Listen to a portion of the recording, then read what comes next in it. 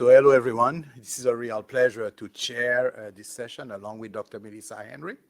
So this session is going to be about disparities in clinical trials, and we have three fantastic speakers who are going to present their topics.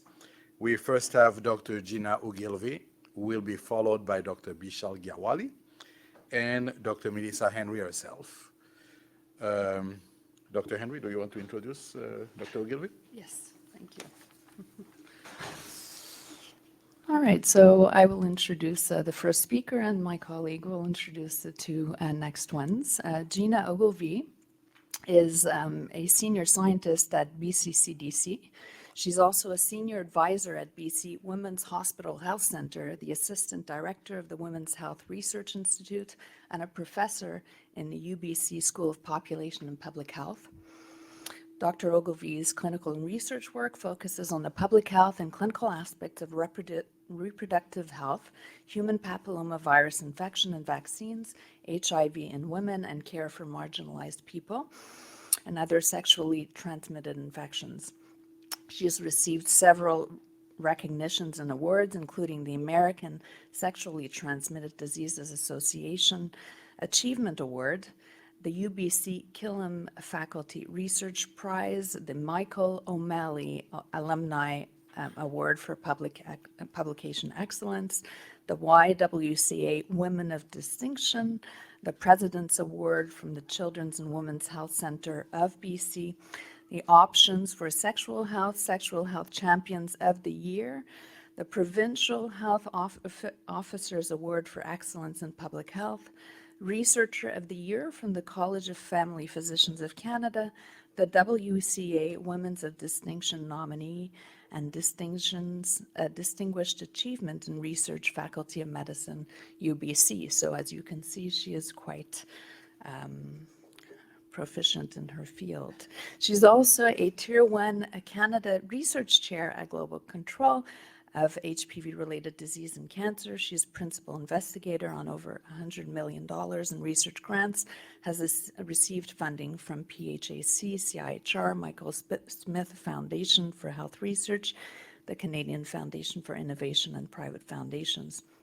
Dr. Ogilvie obtained her medical degree in family practice certification at McMaster University, followed by a fellowship in population health at McMaster University. She completed her Master's of Science in Clinical Epidemiology at UBC, focusing on the care of HIV-positive women, and her Doctor of Public Health in HPV primary screening at the University of North Carolina and the Gillig School of Global Public Health. She's published over 150 peer-reviewed manuscripts and provides advice and consultation to national and international institutions, including the Canadian Partnership Against Cancer, Public Health Agency of Canada, the WHO, and Ministries of Health on STI, HIV, and HPV vaccine policy and programming. So welcome, Dr. Ogilvie. The floor is yours. Thank you. Thank you for this lovely invite. Although I live in British Columbia, I grew up in Toronto, and I took any excuse to come to Montreal. So I'm so thrilled to be here, and so thrilled to be in person. We had such a lovely dinner last night, and it was so nice connecting with my colleagues who we've been on Zoom for 2-3 years, and actually this is the first time we connected in person. And so I really want to express my gratitude to the organizers, Steve and the team, for pulling this together in person, because it just makes such a difference for us to, and I know it doesn't have to do with the wine, right, Danielle? Because I know you didn't have any, so I know it doesn't have to do with that, but it just makes such a lovely evening. So just because the time has shifted a little bit, how long do you all want me to go for? Where am I looking? Because we've started a bit early. What do you want me to do? Still 15 minutes or? Yeah, perfect. Okay. And so that's great. And welcome to everyone online. Really nice to have you here. So what I'm going to talk a bit about is the importance of thinking about cancer screening, and I'm going to speak particularly about screening trials in low and middle income settings. But I think if you take away just anything from today, it's that we need to not think of different standards, but different approaches when we're thinking about research and clinical trials in LMIC. And I would also argue that we probably have some really good lessons to learn. So as a McMaster graduate, I'm going to say a little bit of heresy in that as great as clinical trials are and as the sort of the home of sort of evidence-based medicine, I think we need to think a bit more broadly, particularly in the lens of creating evidence and generating evidence that's actually relevant to the setting where it's going to be applied. Because what we've sort of gotten ourselves into is creating evidence that is generated in one setting and thinking when it's been acquired and created in a very sort of purified approach, that necessarily would have the impact we want. So let's just, and what I'm going to do is use the Aspire trial that we're just hoping it's about to get published as an exemplar of what we did differently. So let me just make sure I can move forward with these slides. And space. There we go. Perfect. You'd think by now I would have that down. Okay, so we've heard a couple of speakers talk about cervical cancer. So cervical cancer, as we say, is a disease that ought not to exist. We have both primary and secondary prevention, yet it still remains sort of the third leading cause of women's death from cancer. So we urgently need to be addressing both primary and secondary prevention. My focus has been on both, but I'm particularly going to speak about secondary prevention.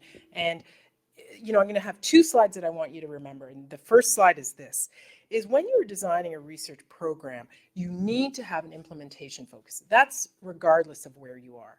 But particularly in LMICs, where the implementation realities are different, and we heard some of the speakers last night talk about the different levels of clinical guidelines. That's the type of thinking you also need for clinical trials, because you need to have data and information that actually can be deployed and implemented in those settings.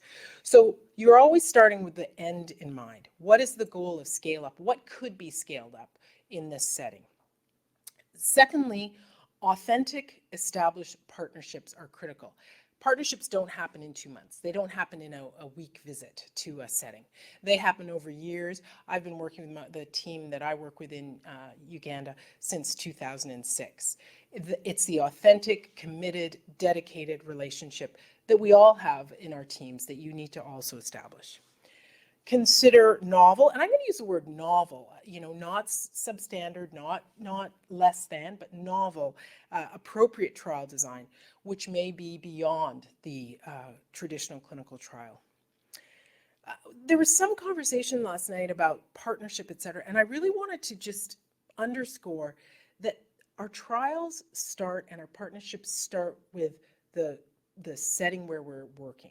So those folks are the experts. So the partners that I have in Uganda are the experts. They are the ones telling me what can be deployed. They're the ones telling me how to design the trial. And I'm going to give you some really key examples of what we did, which was different than what I would have done, but has been critical to our success. And so you need to be responsive and grounded in what your partners and stakeholders in those communities say will work. And you are planning the trial to implement. Don't do a trial just for curiosity. You're doing it for implementation. The next thing, and those who had dinner with me last night, this will ring true for them. I'm a big fan of Canadian music, and I've become a recent huge convert as someone who trained in Hamilton for the Arkells. I've been sort of following them around the country post-pandemic because I love music, and that's what I do. And one of their great songs this year is called Years in the Making. And this quote, I think, for particularly those starting out your career, really think, you've got the scars to show it didn't come for free. It's been years in the making. You need to stick with this for a long time. You are not going to have quick results, but you stay with it, and it will be years in the making, and you will get to where you want to. So those are the two slides, Arkells and the previous slide. Now you can, So you've heard from speakers before, so I won't go into, so we've got too much detail. We've got primary and secondary prevention for cervical cancer. And we have the vaccination, we have screening, and then we have treatment. I'm going to focus particularly on cervical cancer screening and the transformation that has happened in the past sort of decade. And the WHO has named cervical cancer elimination as a priority, and with an aim for 70% of women in the world to have a high performance test, which is a molecular test between at both 35 and at 45 years of age. So, you've heard me already say this. This is about really a lens of implementation. So there's implementation science, which is the science of how do you actually, it's the study of the methods that actually get you to deploy evidence-based practice. But in order for us to have an implementation science approach, you need science and content that can be deployed and can be implemented. And so what you want to do is consider all your interventions and really look at the practices that can be deployed. And so those are what's actually going to be the game changer for people and for their lives. And so implementation science is looking at that no-do gap. And what I want to do is create the science that can actually be part of that no-do gap and can be implemented. So this is just a justification why we continue to look at screening. You can see here as we do our journey to elimination of cervical cancer, if we just focus on vaccination, we will get there. We will get to elimination. This is the blue line. So, but if we focus on screening and vaccination, this is how we get there. And in between here are many lives of women lost. So that's why we want to focus both on screening as well as vaccination. So this is the two leads from Uganda who I've been working with for many, many years. This is Carol Nakasiga. She's a gynae-oncologist who's based at the Uganda Cancer Institute. And this is Dr. Jackson Orem. He is the head of the Uganda Cancer Institute. And I just want to underscore how critical it is that the partnerships start with the in-country leadership who will be deploying and making the decisions around the healthcare. So that's how we designed our trials. The trial I'm going to talk to you today about is comparing HPV self-collection to Pap screening. Well, not particularly, but it's about building the self-collection approach. So here are the advantages of self-collection. You can see that women can collect a specimen themselves for cervical screening. The healthcare worker doesn't need to be there, and it's accurate, safe, and painful. So we've moved away, although Partha talked a bit about some of the work in Bangladesh using VIA, we're really trying to move to this molecular approach where women can take the specimen themselves. And Uganda is a setting that is really challenged by cervical cancer, where we have one of the highest rates globally. And we saw also the previous speaker talking about the sort of the etiology through HPV. So to the years in the making, this is some of the work that we've done to get to this trial. This is work on assessing the acceptability from the women, acceptability from the male partners, which, if Zeev's going to laugh at this, those who know me, it killed me to have to ask men what they thought about women screening. But the reality was, Zeev's like, just, right? No, Gina, you'd love that. You'd love asking that question. But the reality was, the women said to us, our male partners have to approve of this. We will not be able to screen if our male partners do not approve of it. And in fairness to the men, and not to me, we had education sessions, and the males were the biggest advocates. They said, we want our women to get screened for cervical cancer. How do we support them? What do we do? So you need to listen. So and I'm sort of laughing at myself, but that's the type of responsiveness where you need to say, this is what the community is telling me. I need to do this. We worked at understanding the role of embarrassment. Women talked a lot about the embarrassment of screening and self-collection. So we had to understand that to figure out how to overcome that. We then did community-based feasibility trials. We did pilot studies. And then we went on, we did work on HIV positive women. Again, community identified these. And then we went on to do a randomized trial comparing visual inspection with acetic acid to self-collection, looking at coverage, but also attendance and screening, attendance and treatment. And I will say, and I know all my oncology colleagues will be really happy to hear this, all my clinical trials are designed and powered not on screening coverage, but on attendance at treatment, because it is not you have to have screening to get to treatment, but if you have screening without treatment, you have not transformed anyone's lives. So we always power on that. And so this is the kind of work that we did in prep for this trial that I'm going to show you. So this is the Mayuge district, where less than 5% of women have ever in their lives been screened for cervical cancer.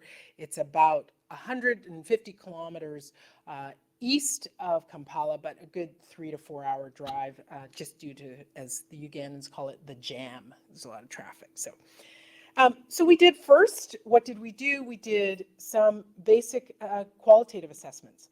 What were the strengths? And this goes all the way back to what are the issues that will both impact and lead to successful deployment.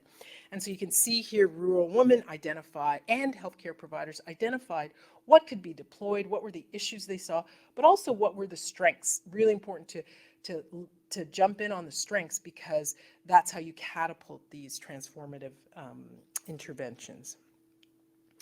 So we learned some key things, and one of the key things when we look at strengths, and I'm going to talk a little bit about this, this ended up being a pragmatic trial design, a cluster randomized trial that was pragmatic design, and I'll explain what that's meant, but this is the pragmatic element really leveraged the strengths and what we were told would facilitate coverage ultimately.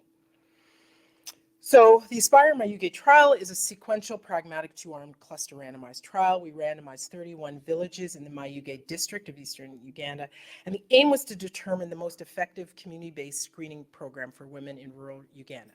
So key thing here, we moved to the assumption of molecular testing. We did not assess VIA versus HPV because Uganda Cancer Institute said to us, we are trying to move away from VIA. So we're interested in findings relevant to HPV. So again, I thought they would have been interested in a trial of VIA versus self-collection. They said, no, we want to know how best to deploy self-collection. So we followed their leadership on that. Just some things here. Who was eligible? Women 25 to 49. I had initially proposed a trial to 69. UCI said, listen, the reality is we are not going to screen women over 60. That's just the reality. So we want you to truncate and narrow the band for the eligibility. And then these were the other eligibility criteria, which again, they wanted us to focus on women who'd never been screened. Okay, so these were the really key elements. And so for those of you who've worked on trials in Canada versus here, you're going to see some substantial differences. So the community health workers, we used established community health workers. We did not bring in our own research team. I can tell you that made life initially much more challenging. They didn't necessarily have experience with research. They didn't necessarily have experience doing informed consent. So we did have to have sort of 2 training sessions, kind of an initial training session, and then as we got closer to recruitment, a re-engagement. However, those were skills that those CHWs now had, and it made them more appealing and made the job more appealing for them. It also means now that we showed that a community health worker program could actually do the deployment of cervical screening, because if we used outside researchers, UCI, Uganda Cancer Institute, would say, well, how do we know community health workers can actually do this work? We use the Gene Expert platform for molecular testing. So for instance, in our prior trial, we'd used CARE-HPV, which some of you know is a derivative of Digene, which had showed to be very successful. But UCI said to us, the ministry wants us to use Gene Expert because it's already used for HIV, TB testing, and STI testing, and it's throughout the country. So it's more expensive, but from an integrated lens, it was a better approach. So that's where we went to. We used local health centers. So for instance, we had thought that we would perhaps do the follow-up and treatment at the CH4 level. The ministry said, no, we're actually going to move that to CH3. So we had to train all those nurses to do sort of follow-up VIA and treatment, thermal ablation. But this is now what we are able to say with the findings. We're actually able to say, yeah, you know what? In different jurisdictions in Uganda, in Rwanda, in Senegal, and wherever, this can actually be deployed through the established health system. So it was more work up front, but it means the findings are actually more relevant. So what we did was we compared door-to-door screening versus community mobilization days. So one arm, the community health workers went door-to-door to the village. So the village that was randomized to door-to-door, they did that. And then in arm two, we had community mobilization day. So we would tell the village, we would say to the women, come all together for this meeting and we can offer you self-collection. So these are just some more details of it. I think the thing for you to really know is that it was asynchronous, again, because we were worried with the community health days that the information and education on the village's randomized community health day, other women would come to that or hear about it, and it would sort of change the sort of quality of the intervention. So that was one thing we had to do. We were interrupted by something called the pandemic. So we had a larger gap, a larger washout as it was.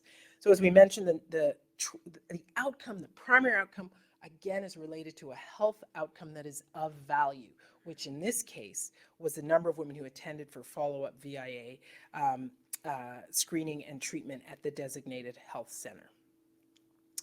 So here are the findings. We had over 2,000 participants, average age of 34, average of 5 pregnancies in a lifetime. I think that's important to think about screening opportunities, that if given that number of pregnancies, the majority of women had been pregnant at some point in their life.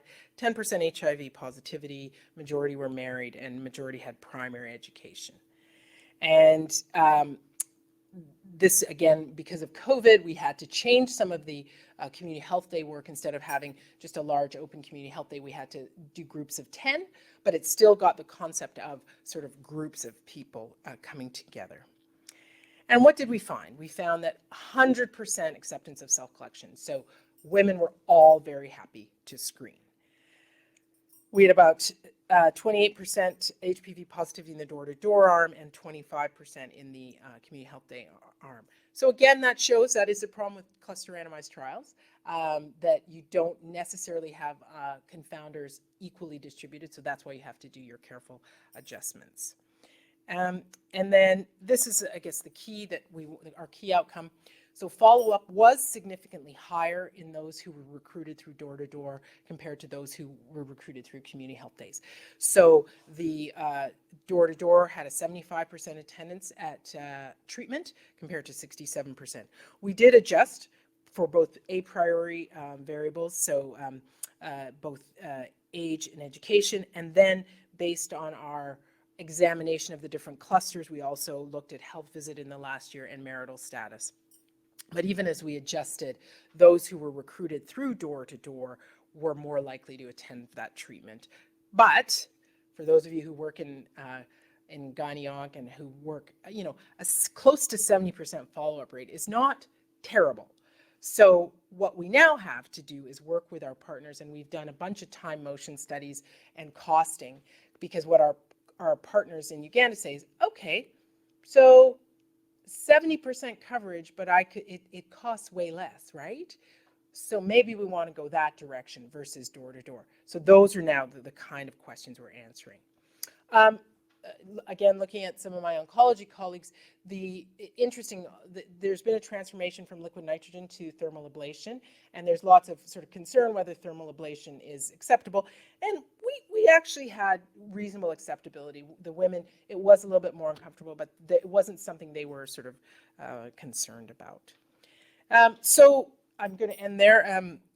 So just to remind us all, you saw how we made actual design decisions in the clinical trial that meant that once it took longer. It took longer upfront. I'm telling you that. But what it means now are the results are much more useful and valuable for the health system. So just a reminder, keep the end goal of scale up in mind. Authentic and established partnerships are critical. You need to consider novel approaches. So we did a cluster randomized pragmatic trial that was asynchronous because that's what made sense. Thinking though about all the variables that we'd have to adjust for. You need to be responsive to the input from the partners, and I showed you all of that, of how we changed the methods for that. And you're planning as a program implementation. Can this intervention actually be implemented? So, and I'll end with that and some pictures of the team. Thanks very much.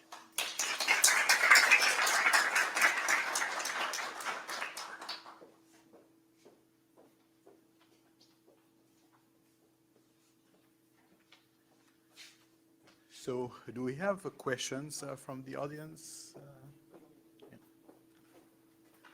We have a question for Dr. Ogilvie. How does the consent process work in this type of trials? So we have a lot of experience with consent and have worked with the Uganda Cancer Institute now for 15 years. So it's pretty, we're pretty comfortable with that process. So part of the key thing is training in our setting is training the village health workers because they're the ones doing the consenting deeply.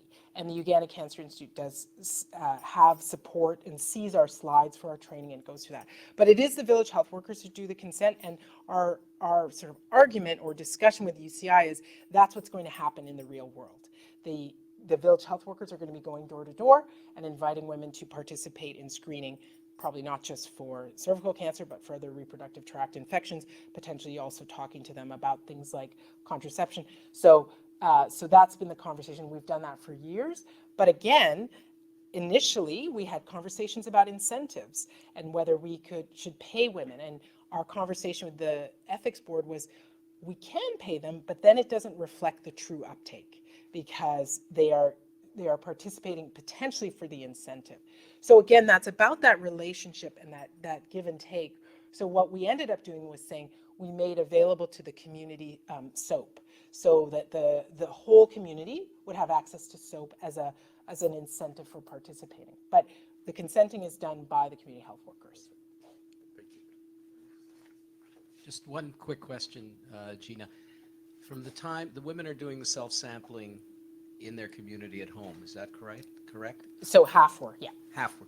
And what's the time lag between the collection of the sample and the actual analysis and results? So it's about 5 to 7 days. So at the end of the day, the samples are collected, and then we've got our little boda drivers who go through and take the samples to the CH4, wherever the gene expert is. Depending on the numbers we have per day, they may do a run the next day, or they may not until they have enough. But it's usually about a week. And then the VHTs, the village health teams, the CHWs, either go back door to door, or we had a community health day where they gave kind of global education. This is what a negative means. This is what a positive means. And then we have these little tents, and the women just would go in one by one and get their results.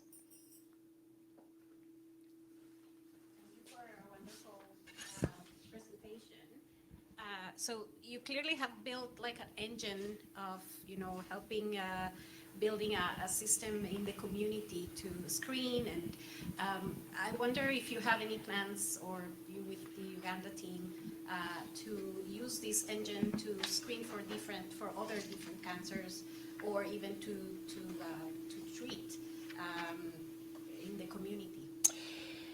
Yeah, so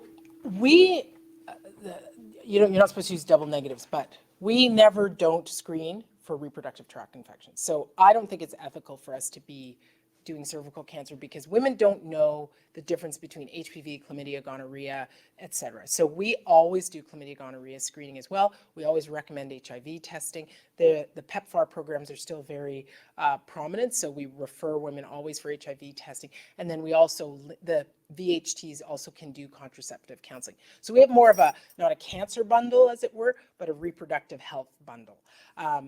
I think one of the partnerships we're talking about is there's a mobile mammography program.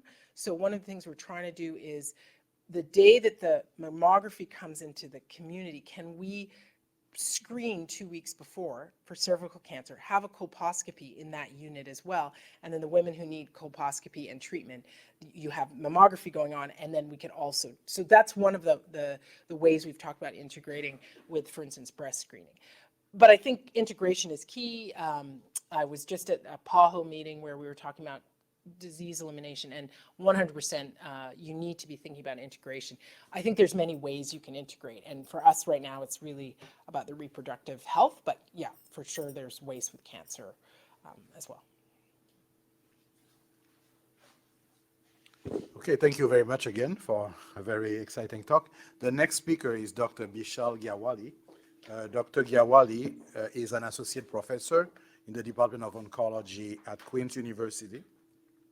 He did his cancer policy fellowship at Harvard Medical School, and previously served as a medical consultant for the not-for-profit Anti-Cancer Fund before joining Queen's. His clinical expertise is across multiple solid tumors. He is a member of various editorial and advisory boards for medicine and oncology journals, and has authored or co-authored more than 150 peer-reviewed papers.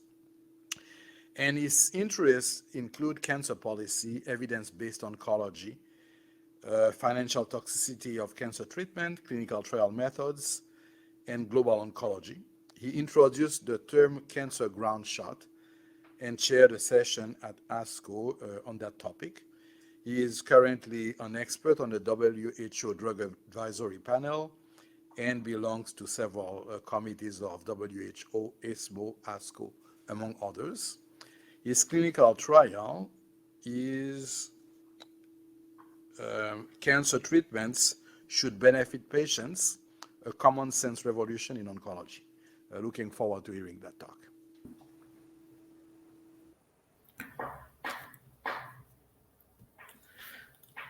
Thank you. Hope everyone can hear and see me. It's my big pleasure to be there today virtually. I wish I was there in person, but better virtual than not. So thank you very much for this opportunity to speak at this Canadian Global Oncology Workshop today. I'm going to speak about what is the right control arm for cancer drug randomized trials in low and middle income countries. In the previous session, you heard about the screening trials, but I want to focus more on the therapeutic drug trials, and I want to highlight some of the issues with running such cancer drug trials in low and middle income countries. I can't move the slides. Maybe I'll try. Yeah, Dr. Gyawali, if you want to share your screen, we can do that, or you can tell me to say next slide, whatever makes more sense to you. I think the best would be for me to just give me a second.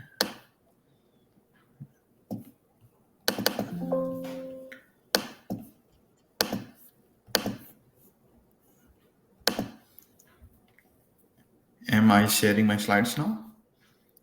Can everyone see it? Not yet. It might show up in a second for me to add though. If you press, you press share screen? No, I pressed upload. Okay. How does the share screen work? Oh, share screen. Okay, I can do share screen. Great, perfect.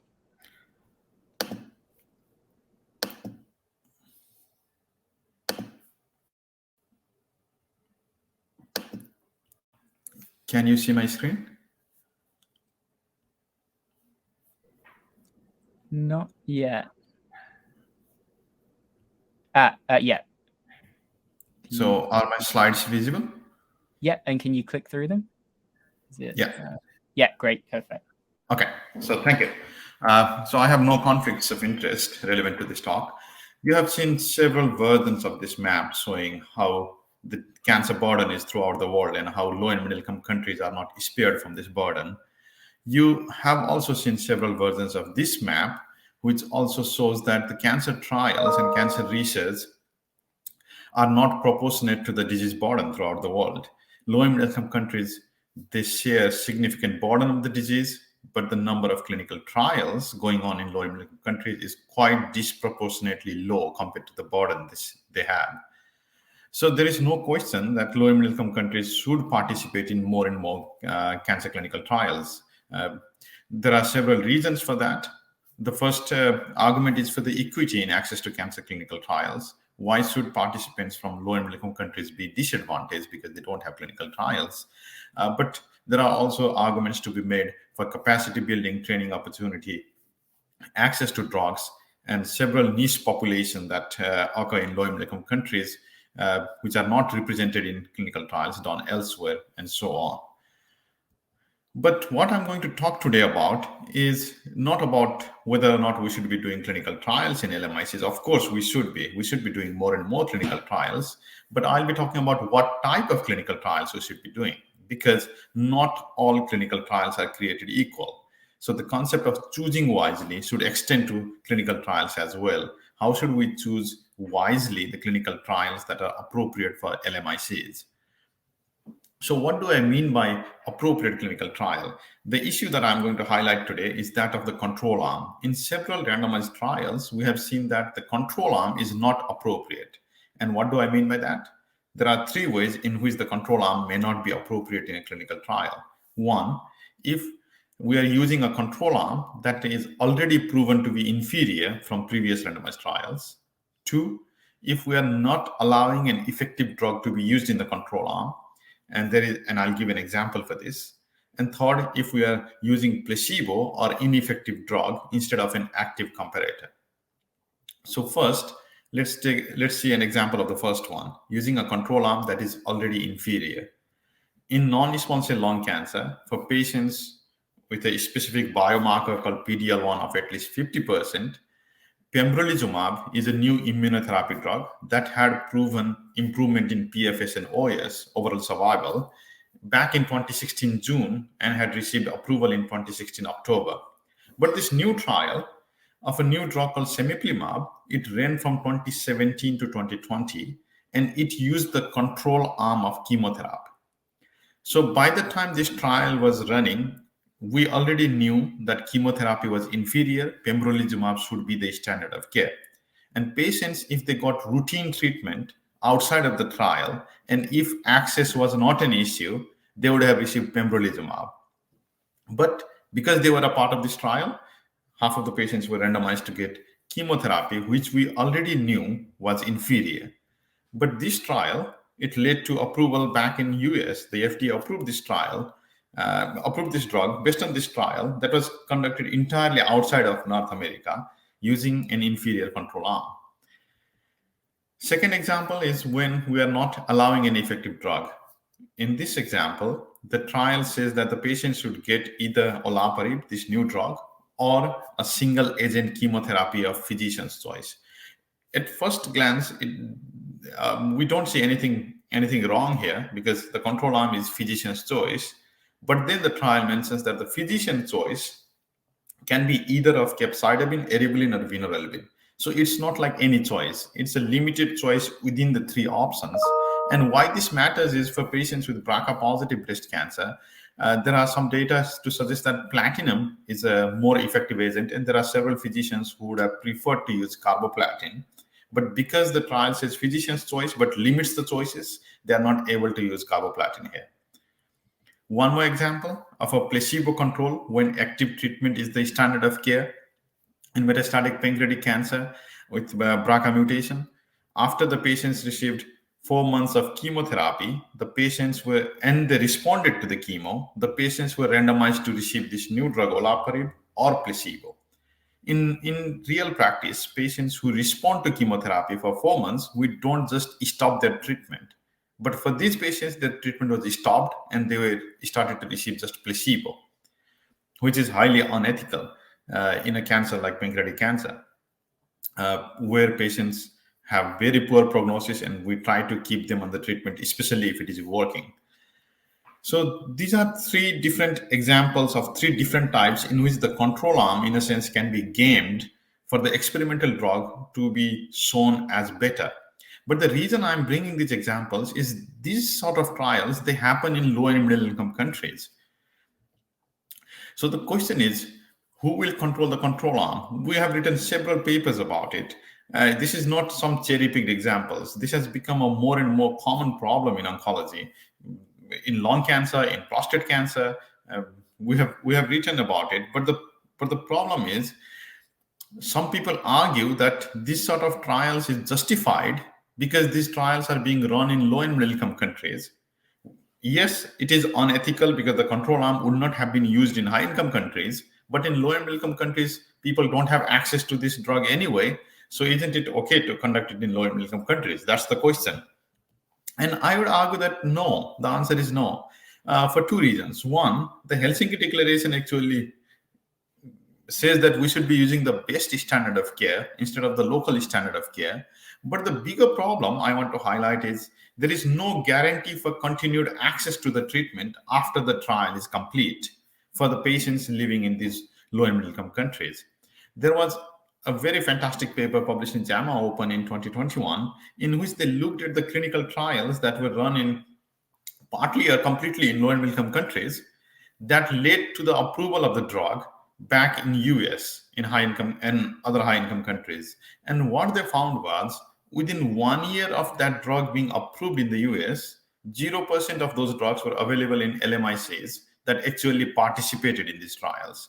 Within 5 years, that percentage improved to 22%, but still it's less than a quarter.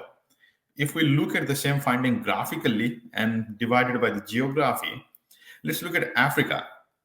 Africa is this lowest line here, and what it shows is up until 5 years after the drug got approved by the US, the cancer drug or any drug for that matter was not available in Africa 5 years after approval, even though countries from Africa did participate in these trials. They did participate in these trials. They did lead to evidence generation. They contributed to evidence generation. That evidence got the drug approved in the US, but even 5 years down the line, patients are not having access to the same drug. And one more thing, when we're talking about the appropriateness of the control arm, we should not forget about what happens post-protocol, post-progression. Appropriateness does not end when the trial ends. Again, I'll give an example now from breast cancer. This was a trial of a new drug called ribociclib in hormone receptor positive breast cancer. And what happened in this trial is they showed that ribociclib improves overall survival compared to hormone therapy alone, which is fine. But if you look at the percentage of the patients who got any treatment after progression, it's only around 70%. And these are first-line hormone receptor positive breast cancer patients. We know that for a hormone receptor positive breast cancer, advanced breast cancer, we have several lines of therapy. There are several lines of hormone therapy, then there is chemotherapy, and so on. But what this data is showing us is that almost 30% of the patients did not get any treatment at all after first line. So the treatment was just stopped after first line. And that is that the reason why the OS difference is being seen here? And if we look at geographical distribution of the data, we see that most of the benefit is derived from Asia. If you see that the subgroup forest plots for Asia, it is quite significant, but that for North America and Europe and Australia is not significant. So one might ask the question, were those patients from Asia the ones who did not get any post-progression treatment? And is that the reason why we are seeing gains in survival? So how frequent are these problems? They had done a systematic study a couple of years ago in JAMA Internal Medicine in which they looked at the FDA-approved cancer drug trials, and they found that a quarter of them had problems with the control arm, substandard control arm, and 14% had errors in crossover where the control arm did not get appropriate post-protocol treatment. So it's getting more and more common. And these are the trials that led to approval. So these are supposed to be the best trials. So what can we do about it? Should LMICs continue to participate in these type of trials that get the drug approved back in high-income countries and they don't have continued access to that drug in LMICs? In 2020, in Nature Cancer, we wrote a white paper, a position paper about co-development and opportunities for collaboration between high-income countries and LMICs for cancer clinical trials. And we highlight 4 criteria for the trials to be important for LMICs. One is that the trial should address a question of important clinical need in that particular country. B, it should be backed by good evidence. C, it should assess interventions that can be cost-effective and straightforward to apply if the results are found to be positive. And D, they should be easy to conduct within the settings of standard care. Just to give a concrete example, let's take an example from COVID-19. In COVID-19, let's contrast 2 examples. First, we saw that remdesivir was a drug that might be beneficial. And then the recovery trial proved that dexamethasone is also a very important drug here. But if we contrast these 2, this will show the difference between what I refer to as moonshot type intervention and the ground shot type intervention. Remdesivir mortality benefit in COVID-19 was marginal but cost substantially, and it was not available globally. But dexamethasone, mortality benefit was substantial. It is cheap and affordable, and once the results were out, any country in the world could use it because it was available globally. So it's these dexamethasone type recovery type trials that are important in cancer for LMICs, not the moonshot type remdesivir type trials. And in fact, there are several examples of such important trials happening in LMICs. They are happening.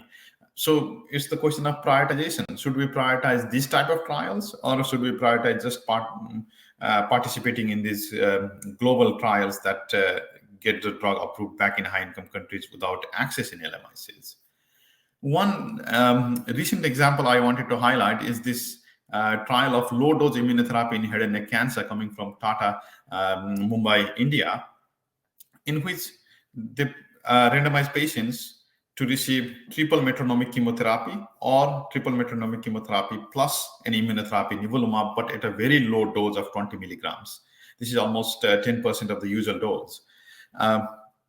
So again, here, someone might argue that the control arm is not appropriate here because triple metronomic chemotherapy is not the usual standard of care. But this is not an industry-sponsored trial. This is an investigator-initiated trial, and triple metronomic chemotherapy is the standard of care in the local setting.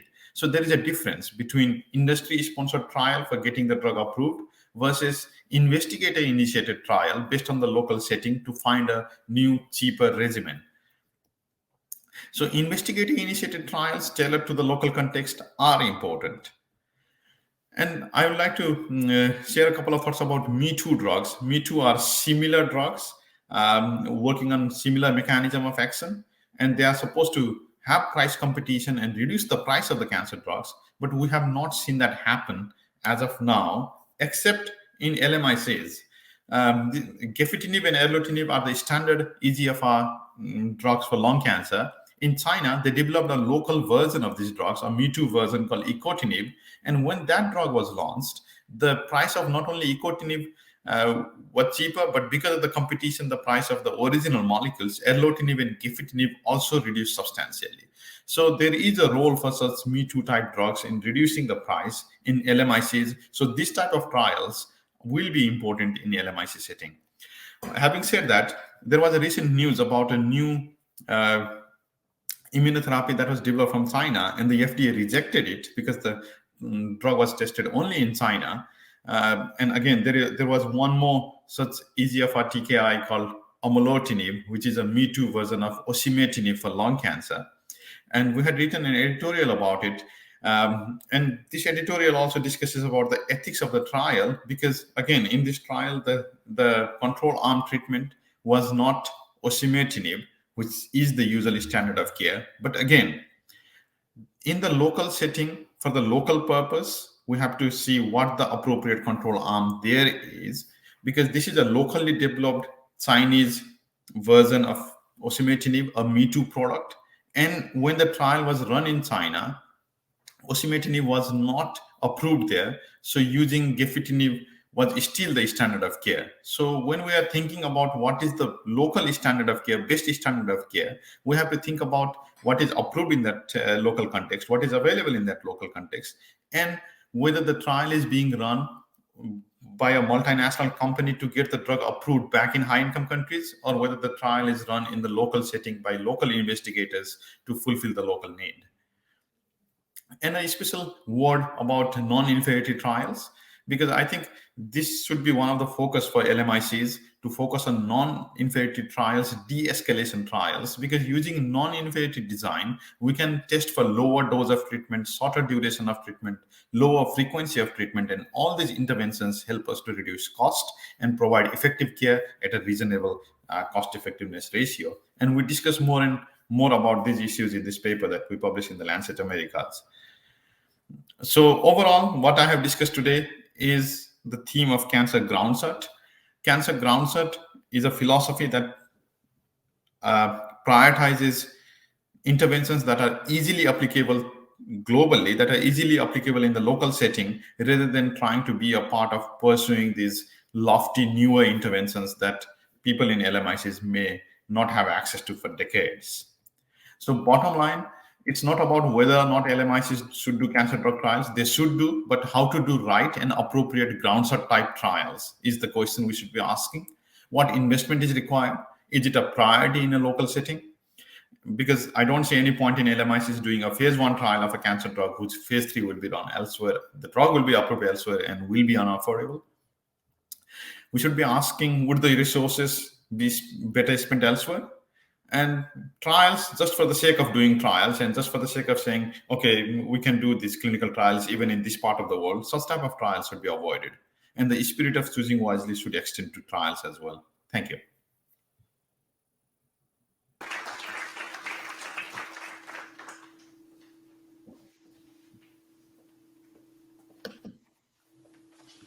Thank you very much, Dr. Gyawali, for a very stimulating talk.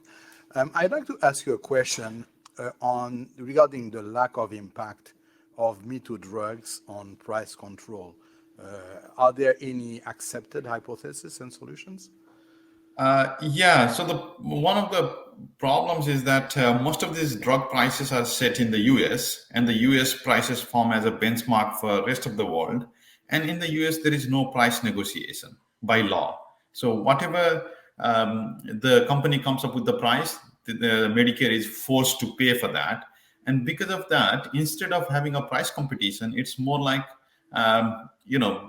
price competition in the opposite direction. Like who can put a higher price tag and still get away with it.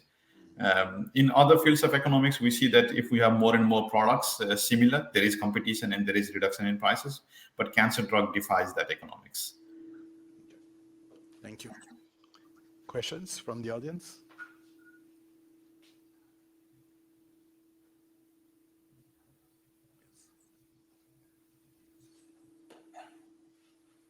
Most of these approval trials are industry guided trials. How do you think if we could advocate for, once the medication is approved, in order to allow these low and medium income countries to get access to these medications as a part of the trial design or the policy to protect these the access of these medications being timely used? Yeah, thank you. That's a great question. I think it is important for us to get a commitment from the industry that after the trial is complete, wherever they run the trials, they will make certain that the drug is available, because these countries, these people participated in the trials. So it is only humanistic and logical that they will have continued access to this drug, and it can be made happen through several means.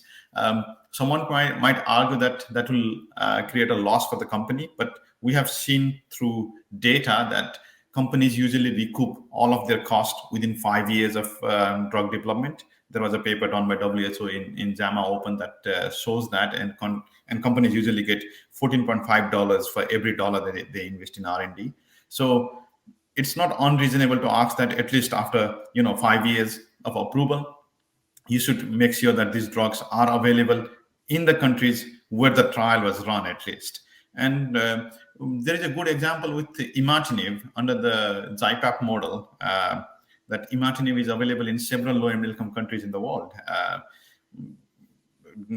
irrespective of their affordability equation. And one more point I would like to highlight is we have seen from the HIV/AIDS crisis that previously HIV/AIDS drugs were also not available in several parts of the world, but we all could collaborate and come together to make that happen. Still, there is some way to go, but if we can do it for HIV/AIDS, we could also do it for cancer drugs. There is a need for such urgent, enthusiastic involvement from every stakeholder to make it a reality. Okay. Thank you very much. So we will proceed with the third and last talk of the session with Dr. Melissa Henry.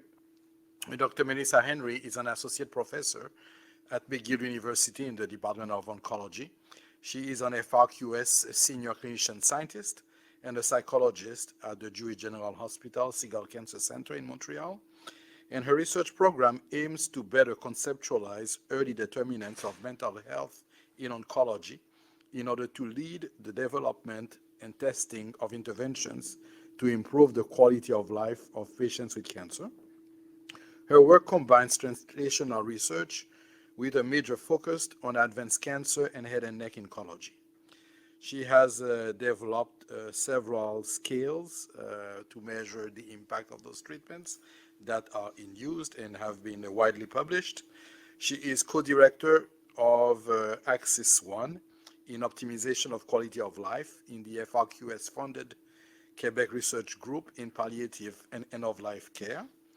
And she has received funding from multiple granting agencies, including CIHR. She is a member of the International Psycho-Oncology Society and has received numerous awards for her work. And it's a real pleasure to invite her to talk more specifically about cultural aspects to take into account as barriers to trials in low and middle income countries.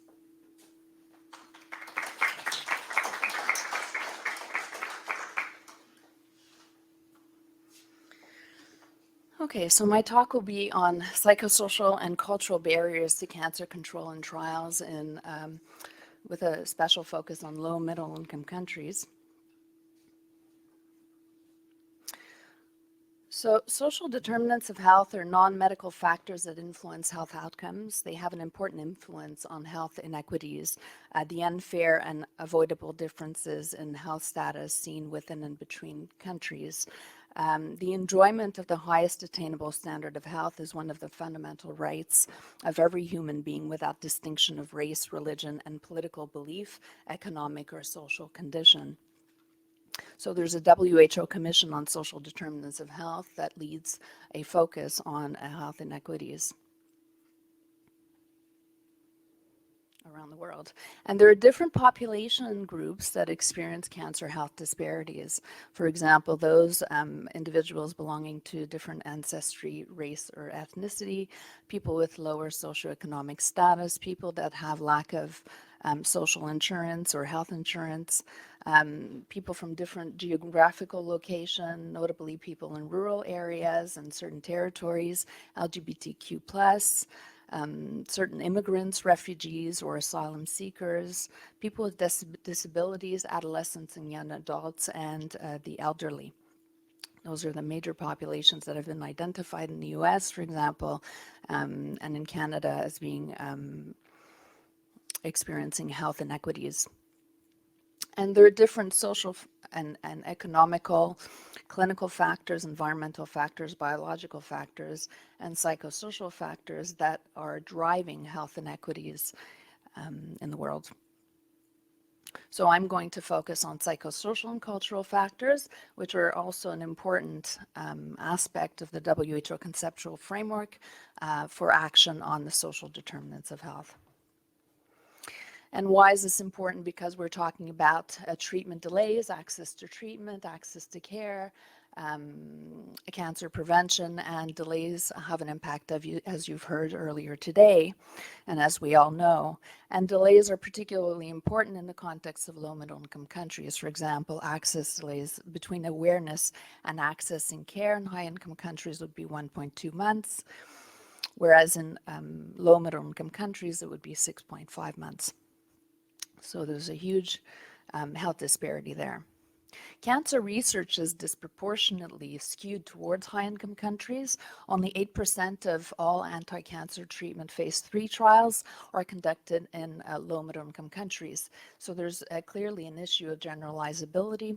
There's a lack of research on certain cancers which have a high prevalence in low middle-income countries, such as oral cancer, esophageal cancer, hepatobiliary cancer, and cervical cancers. And cancer control strategies are not necessarily applicable in these contexts because we have different disease incidents and characteristics. There are differences in genetics and environmental exposure, ethnicity in terms of pharmacokinetics that can influence pharmacokinetics. And health system capacities are different. So in terms of resources and infrastructure, lack of availability of certain medicines. There's social cultural barriers to care. Rates of treatment completion are lower, and there are high costs, especially in certain countries that don't have access to universal health care.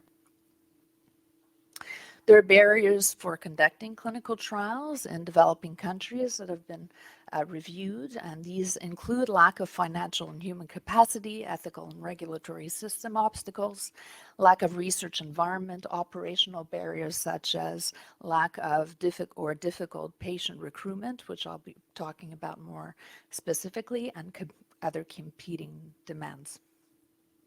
There are strategies to advance equity in cancer clinical trials, and this is from the ASCO educational book.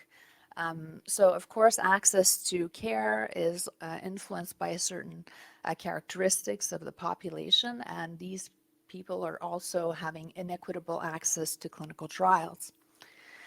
There are strategies proposed to advance equity in trials, which would include optimizing clinical trial matching, for example, screening all for trial eligibility, conducting site self-assessments to identify clinical, patient, provider, and system level barriers.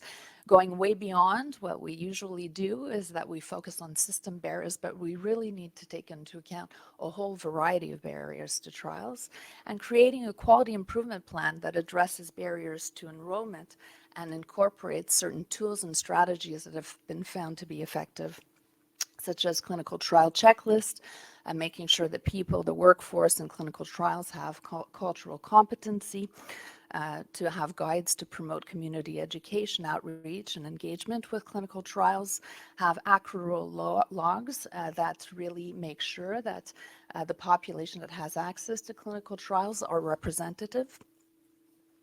And for example, having strategies to reduce health literacy, or to improve, improve health literacy, and use clinical trial patient navigators, which have been found to be very effective also, and eliminating out-of-pocket expenses for the users. There are different assessment tools to measure equity in clinical trials. So there are two major ones, which are the CT-AIM and the DSAT. And those provide benchmarks for accrual of underrepresented minority groups. And they also provide benchmarks for community outreach and communication, which are thought to be essential within this context. There are other also tools which I would invite you to look at if you want to look at my slides later. Now, in terms of implementation strategies to improve cervical cancer prevention in sub-Saharan Africa, for example, there's a systematic review which indicates that education alone is not sufficient in order to improve access. And as we know, there are successful community-based programs that have been very effective in promoting cancer screening in underserved populations. And these include a variety of strategies, for example, not only education, but also navigation, which is very important. Having a culturally safe environment, so people that are representative of the community is involved and leading. Having lay health advisors, culturally tailored delivery, using witness testimonials also to destigmatize, because stigma is very prevalent in cancer in low middle income countries, for example, or in other populations. So all of these strategies have demonstrated efficacy and could be implemented in these contexts, as we have heard also previously today. So there are barriers to cancer prevention and control, which are a key ingredient to address in trials. And one of these central elements are psychosocial and cultural aspects. There are different conceptual frameworks for access to care. There are different levels of barriers, which would include, for example, health literacy, cancer knowledge, attitudes and beliefs, cancer fear and cancer fatalism, access to health care, direct costs of care, and indirect costs in terms of travel, care for dependents, and time out of work. So all these factors can be taken into account in trials to make sure that the population that needs the trial has access and that the trial is representative. There is a systematic review that was published in the BMJ Global Health in 2021 on psychosocial influences to health-seeking behaviors for cancer in low-middle income countries. And these targeted a variety of regions around the world in the low middle income country settings. And so what we find is that knowledge of cancer, of course, misconceptions about the causes of cancer as being related to witchcraft, for example, or punishment from God, are very prevalent.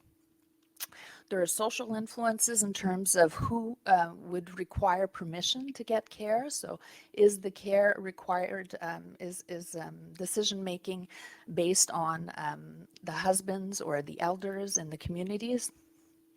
There are financial means, of course. There's perception of modern and biomedical medicine in terms of the colonialism of having an outsider come in with a trial, and so the importance of engaging people on the terrain.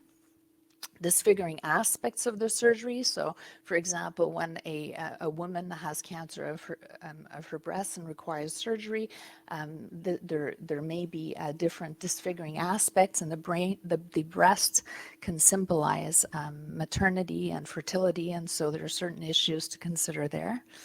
There's mistrust, power imbalance.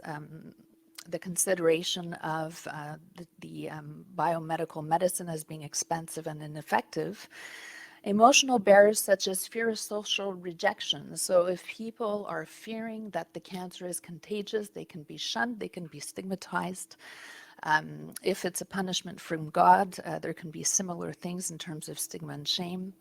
And the use of traditional complementary and alternative medicine, which is oftentimes the first channel of care for people in these settings.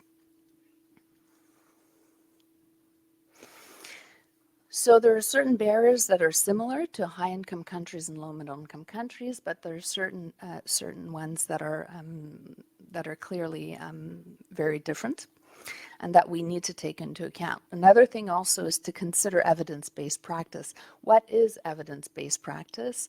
And the importance of considering cultural differences and the roots of certain traditional practices as being extremely important in these settings.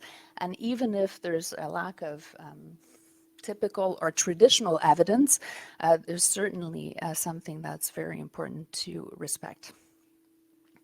So, of course, we have ample amount of clinical practice guidelines. We need to consider their applicability in these contexts. And we're very proud of these guidelines. We've evolved them over the years. But we need to decide one of three courses. Do we adopt the clinical guidelines as is? Do we contextualize the clinical guidelines, meaning that we change the context to reflect a particular culture? Cultural adaptability, or do we adapt it to the clinical context, meaning that we change certain aspects, and there are guidelines on how to culturally tailor the process so that it's applicable. So here, knowledge translation is very important, engaging communities, engaging different levels of the healthcare system, and so that the process is actually very adequate to the context. So use of traditional healers are very important within the context of low middle income countries. For example, in Africa, the WHO Regional Office for Africa has an implemented regional strategy for traditional complementary and alternative medicine use, which has been implemented in Tanzania and South Africa and Ghana, Ethiopia, for example, and Cameroon. And we see a high rate of use of TCAM in cancer care within Nigeria, for example. We see a proportion of 65%, Ethiopia 79%, Ghana 74%. So this is oftentimes either in conjunction with more modern medicine, or it could be the first pass to care. We need to think about female health-seeking behaviors also. There are different strategies that are being implemented into the already existent structure of healthcare, for example, for women, in terms of cervical cancer screening. And again, decision-making about healthcare, the larger context of maternal health and maternal death on children is very important to consider. as well as different behavioral factors and different priorities according to different age categories. Social cultural beliefs are important, as well as stigma. And of course, there's internalized stigma, but there's also stigma in society in terms of negative attitudes and prejudices related to cancer, especially when it regards to beliefs around contagibility and spirituality. And there are different evidence-based strategies to address stigma that we can implement. For example, content and contact information, where we provide the example of someone that has gone through cancer within the community that can serve as a destigmatizing strategy. Storytelling, where we can embed stories around cancer prevention and control within the storytelling cultures. Art and design, integration of services where mental health should not be considered something outside of healthcare, but actually integrated within an integrative model of care. Transformational conversations, where you have two different groups of people with two different kind of thoughts about things so that they can discuss and arrive at a mutual understanding. And stigma advocacy, where you engage public health and policy levels to advocate against the stigma. So in conclusion, we need more research data in LMIC, of course. We need adapted models to make sure that they agree with the context. Social determinants of health are a priority in cancer care, especially in low-income countries, and we ought to pay, of course, special attention to equity in trials, using tools and frameworks, conducting site assessments to identify different levels of barriers, not only system-related barriers, implement evidence-based interventions to improve accrual and retention, and attending to psychosocial, behavioral, and cultural barriers so that we can optimize outcomes. So this is a very different context, and we need to think about the context and what we do, and engaging appropriately in different types of care and accessibility to care and medicines. Thank you.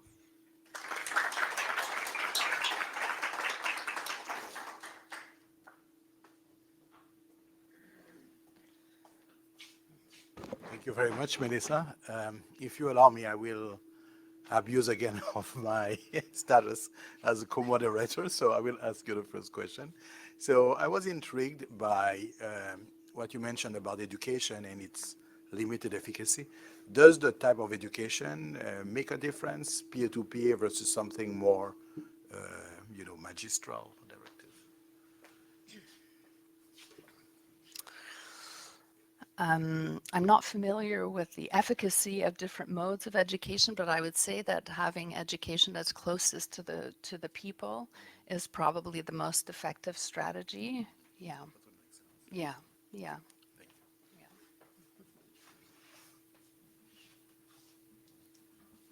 Yes.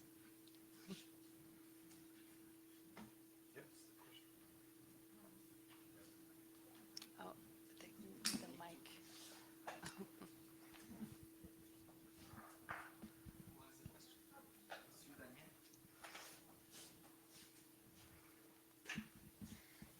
Thanks so much for that really interesting presentation. I was curious, obviously this issue of sort of ethics and diversity in clinical trials is also something that has gotten a lot of attention here in Canada too. And, I was curious, in addition to education, what other levers we can do to promote sort of ethical and diverse participation in trials?